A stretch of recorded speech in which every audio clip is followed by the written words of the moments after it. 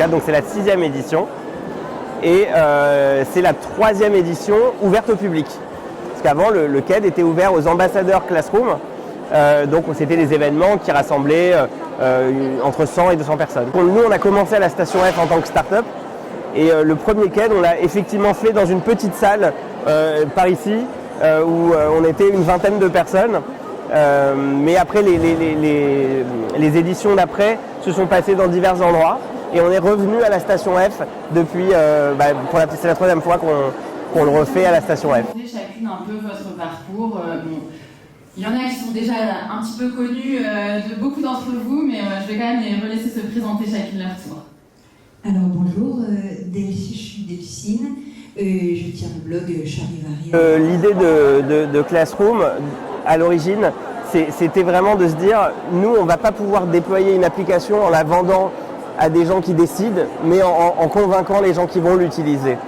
Et ça a vraiment été le leitmotiv de Classroom depuis le début. Et en fait, c'est l'esprit du CAID aujourd'hui aussi.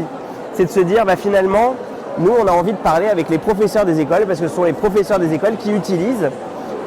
Et donc, c'est indispensable. Je ne dis pas qu'il ne faut pas parler aussi aux autres. Il y a Educatech, il y a Ludovia, il y a d'autres événements. Et Ludovia, c'est un petit peu un mélange, qui sont extraordinaires pour ça. Mais voilà, nous, on avait voulu vraiment faire quelque chose qui était très centré sur l'utilisation, les usages. Et voilà, c'est l'esprit du CAID et je pense que c'est aussi un des ingrédients secrets qui fait que ça a bien pris. On a une petite trentaine de partenaires cette année, différentes typologies de partenaires. On a des institutionnels, on a le réseau Canopé, on a aussi des startups qui sont là, qui maintenant ont tout un corner pour présenter des nouvelles choses. On a aussi des acteurs plus installés, des maisons d'édition comme les éditions Nathan.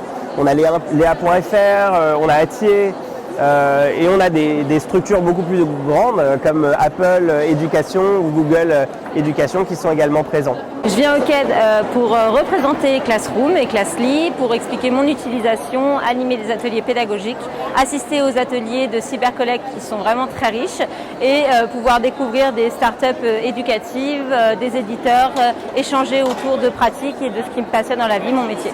Tous les ateliers sont organisés par des enseignants, par des professeurs des écoles. Beaucoup d'entre eux sont nos ambassadeurs.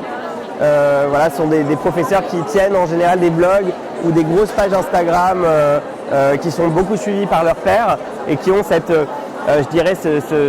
attirance vers le numérique, vers les usages, qui sont dans le partage. Donc c'est des profils qui sont OK pour prendre du temps pendant leurs grandes vacances pour transmettre. On peut toujours expliquer pourquoi un produit est bien, mais vous êtes vendeur. Quand vous vendez quelque chose, vous allez forcément dire que c'est bien. Nous, ce qui nous paraît vraiment pertinent, c'est d'entendre les témoignages des vrais gens, dans la vraie vie, qui ont des vrais parents avec leurs problématiques, qui utilisent le produit, qui nous expliquent, parce que nous, ces témoignages, on les entend tous les jours, et là, on avait envie de les partager.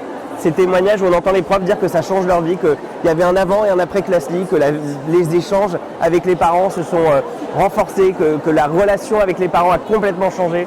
Voilà, c'est des choses qu'on a envie d'entendre de leur bouche et pas de la nôtre, parce que ça n'a pas le même impact.